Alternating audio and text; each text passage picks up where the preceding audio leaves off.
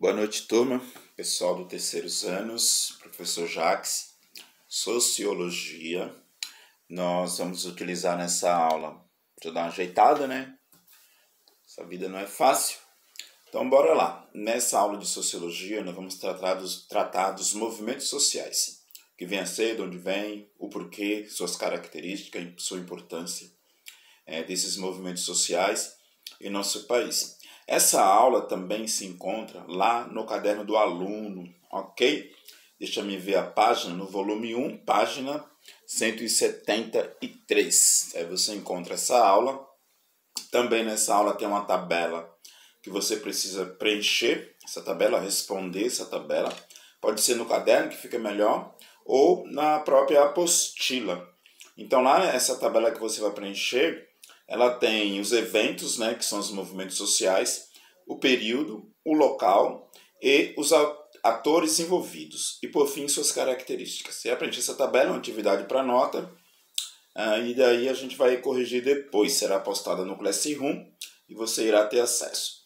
Então, lá vai falar das revoltas dos cabanos, vai falar da cabanagem, então aí vocês vão diferenciar o que foi a revolta dos cabanos e o que foi a cabanagem, tá? A cabanagem ela situa-se no Grão-Pará e a Cabanos está situado mais parte nordeste, né?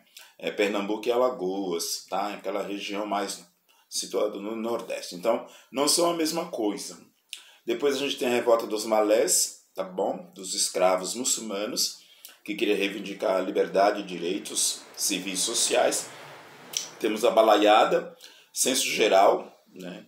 E depois revolta dos quebra-quilos, guerra de canudos e por fim contestado. Então vocês vão trabalhar isso.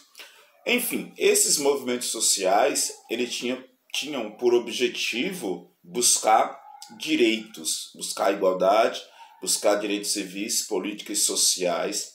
A gente ainda está nesse mote de direitos baseado na Constituição de 88, se bem que antes não tinha a Constituição de 88, os direitos eram para poucas pessoas, só que depois de 88, essa Constituição cidadã, ela veio ser abrangente. Então, no interior do país, mais no 19 para o 20, tivemos muitas revoltas, muitas guerras em busca de direitos de igualdade.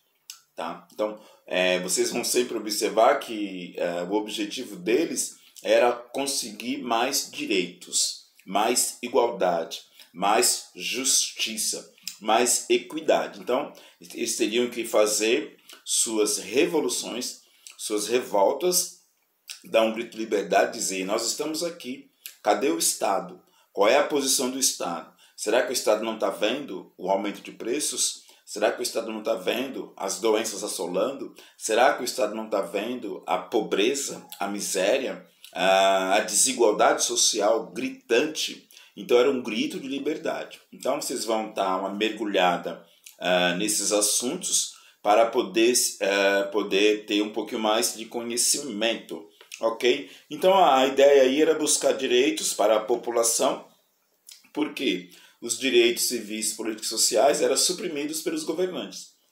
Mesmo antes da democracia, lá no Brasil Império e após a independência, precisava de muitos direitos. O Brasil ainda era muito desigual. Direito para alguns, direito para a corte portuguesa, direito para os portugueses, mas os nativos e o povo do Brasil, os mestiços, não tinham quase direitos. É um quadro que não está muito diferente dos dias atuais. Se a gente até transportar essa ideia de direitos lá do século XIX, do XVIII para o XX, a gente vai ver que está um pouco parecido. Se você olhar hoje em dia, quem é que tem direito? Quem tem direito é os de família melhor abastada. Não é o pobre, não é o que mora na periferia, não é o trabalhador braçal, não é o assalariado. Então, assim, há muita desigualdade hoje em dia. Então havia uma luta muito grande nessas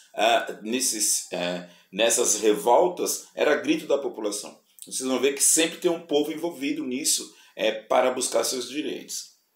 E se a gente pensar um pouquinho, trazer já para o ano de 1878, 79 para 80, a gente vai ver que o ABC foi palco de greves dos metalúrgicos. Então, aí surgiu o Partido dos Trabalhadores para representar os trabalhadores. Se bem que depois houve aí mudanças nisso. Então vocês vão ver isso, está no caderno do aluno, vocês vão fazer essa atividade e depois a gente volta a explicar para não ficar muito longo essas atividades. Então, essas revoltas eram uma forma de participação política, porque havia uma não participação, uma não envolvimento do povo em geral na posição política, que, por fim, representa e significa participação no todo social. Tá bom? Ok? Vou ficando por aqui. Uma boa noite. A gente se vê em breve.